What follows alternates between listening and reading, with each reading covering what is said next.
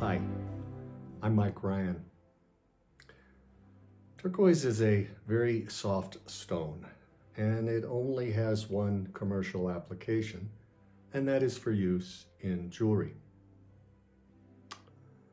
In order for most turquoise to be used in jewelry, it needs to be treated in some fashion.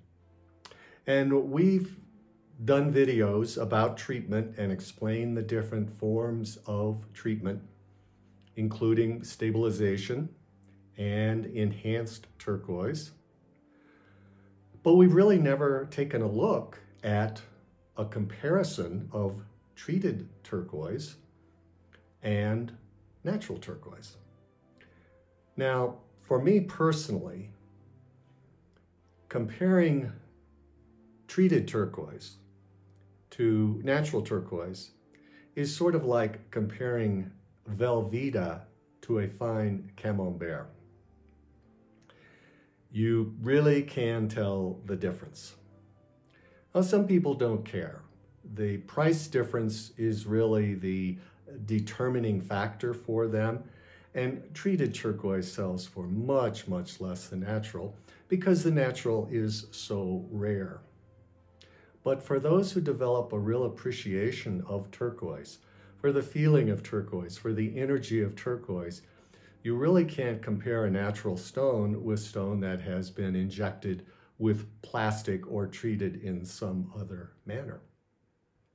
So we're going to look at some turquoise and see if anybody can really tell the difference between the treated stone and the natural.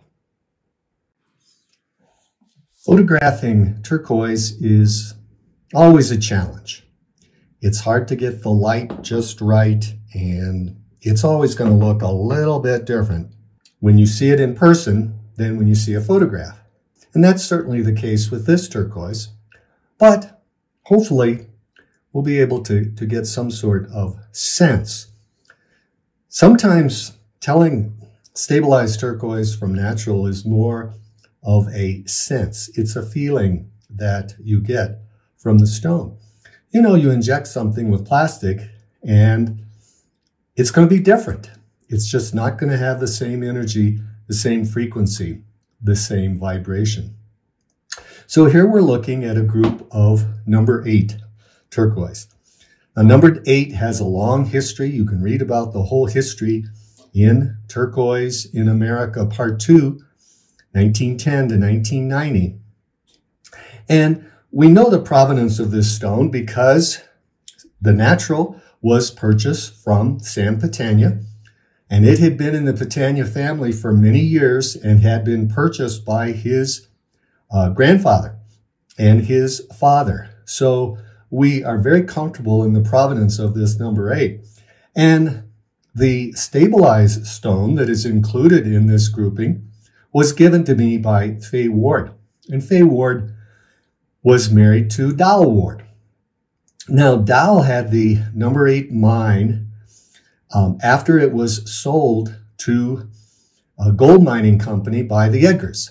And they were in the process, the gold mining company was in the process of extracting gold.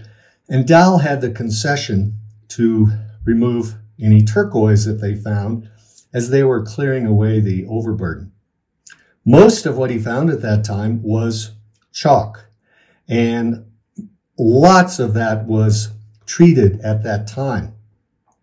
This would have been in the 70s. And that is what came to market after Dowell died in 2001. A lot of that stabilized number 8 came to market. And really most of what we see in the marketplace currently is a lot of that stabilized chalk.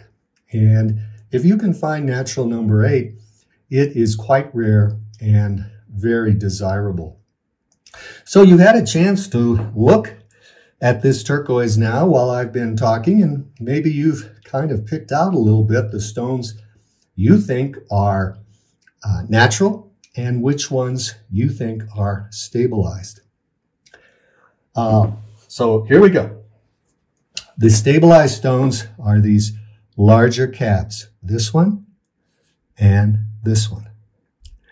Now, again, in the photo, it's a bit difficult to tell, but as I'm looking at this right now, there's a dullness to it.